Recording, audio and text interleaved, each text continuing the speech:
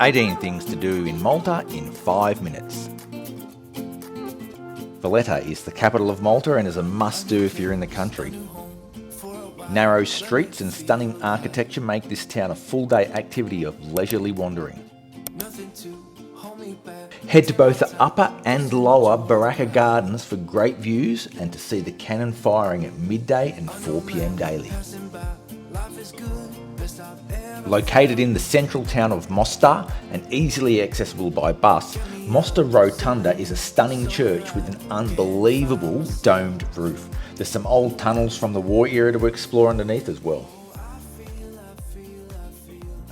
The town of Mdina is just up the road from Mostar. The Church of St. Dominic is where a scene from Game of Thrones was filmed, if you're into that kind of thing. Walking through the laneways of Mdina, we stumbled across this.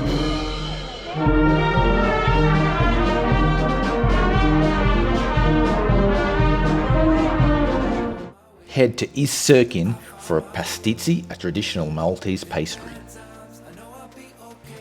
Game of Thrones also filmed a lot in the old city, including this bridge.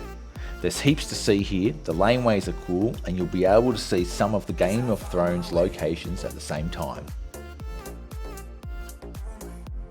Marsaks Lock is a small fishing village where you can see daily life going on much as it has forever. There's not much to see here, so you'll end up moving on pretty quickly like we did. Taking the tiny local roads, you'll reach St. Peter's Pool. It's a stunning swimming spot, albeit a little bit dangerous. Make sure you bring your floaties and a towel so you can enjoy the stunning blue water. Gar Hassan Cave is apparently permanently closed, but it was open when we went. Make sure you scramble through some of the dark tunnels to reveal the other vantage points. The Popeye Village is an old film set. It's not really worth visiting, but the water looks nice. Our next things to do are on the island of Gozo. Rotunda St. John Baptist Church is another church that's worth a visit in Malta. I wasn't really impressed with Ramla Beach. The sand is mixed with rocks and it's pretty ugly, but it depends what you're used to, I suppose. Tal Mixta Cave overlooks Ramla Beach and is a good spot for photos. You'll only spend about 10 minutes here and then move on. The Citadel in Victoria is large and doesn't require payment to enter. Take some time to wander the laneways and peek inside some museums. The views from up here are excellent and it's a must-see when visiting Gozo. Just down the street is St. George's Basilica. It's worth a brief visit. The salt pans of the north coast are also worth a brief visit as you swing across the top of the island. Take a few photos and move on. Weird Il Gazri is a fantastic swimming spot in a crevice in the rocks. The seas are calm and the colour of the water is just unreal. Now here's a mouthful. Basilica of the National Shrine of the Blessed Virgin of Tarpinu is an absolutely stunning church which was recently visited by the Pope. Absolutely worth a visit. Blue Hole is where there used to be a massive sea arch before it collapsed. It used to be a major tourist attraction in Malta, but now there's really no reason to go there.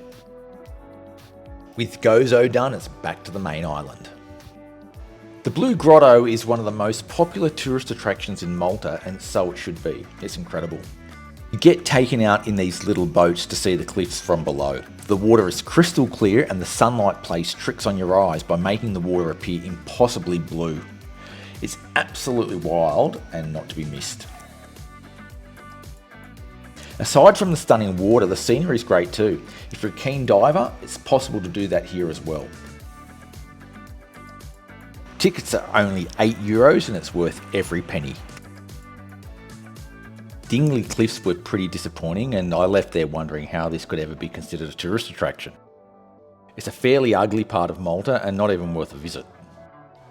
If you like cliffs and walking, then you really have to visit Migra El Furha. We walked from the car park towards Ras Id Dawara and we were the only ones there. The scenery is quite beautiful and again the water is stunning. It's a great place to try and get photos because the backdrop is just to die for. And there you have it, my list of things to do in Malta. Please give me a like if you found this useful. I'm Adam from Perigidulu. I will catch you next time.